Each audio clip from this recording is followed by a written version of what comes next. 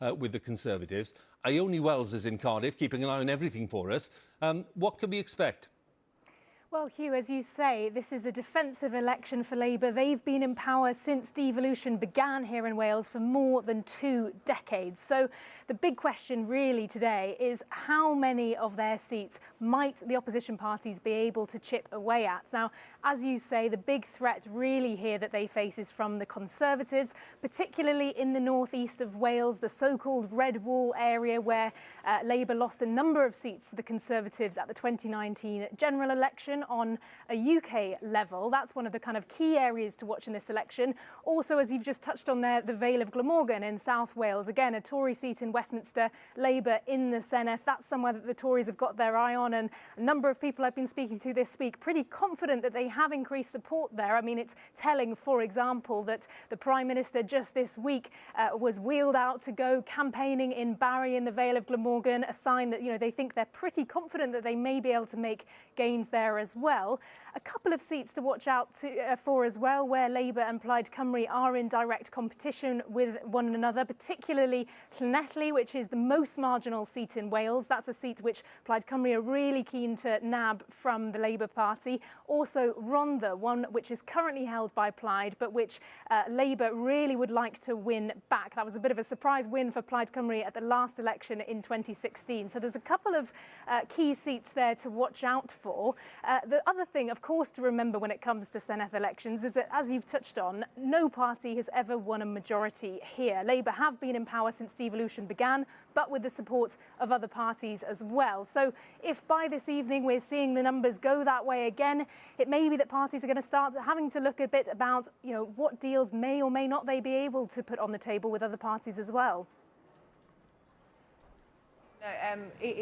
Two very different campaigns by Boris Johnson in Wales and Scotland. He was in Barry just on Tuesday, yet he hasn't set foot in Scotland throughout this whole election campaign. I wonder what the calculation might be there. That's right, Kirsty. I mean, I think it's quite interesting. I've spoken to a number of sources about this in the Conservative Party, and they are acknowledging that Boris Johnson as a figure isn't particularly popular in Scotland. However, the picture's a bit different in Wales. You know, both sources on both the Conservative side and the Labour Party here in Wales have kind of characterised this campaign really as a bit of a contest between Boris Johnson and the Welsh Labour leader Mark Drakeford. Interestingly, the Labour UK leader Keir Starmer not really playing as big a role in this campaign in Wales. Obviously, we've heard a lot this morning about Hartlepool and about this being a kind of, you know, on a UK-wide level, these results being a test for Keir Starmer. Don't think that's really the case here. I think we've got to remember just how much of a spotlight the last year and a half has given to the Labour leader Mark Drakeford. He's been on TV giving COVID press conferences all the time. He's somebody who polls suggest actually more people in Wales have an opinion on than on the UK Labour leader Keir Starmer. I heard even from one Labour MP the other day that they were out campaigning and they were in a pub which had quite a kind of mixed demographic, but certainly quite a sort of Brexit supporting area.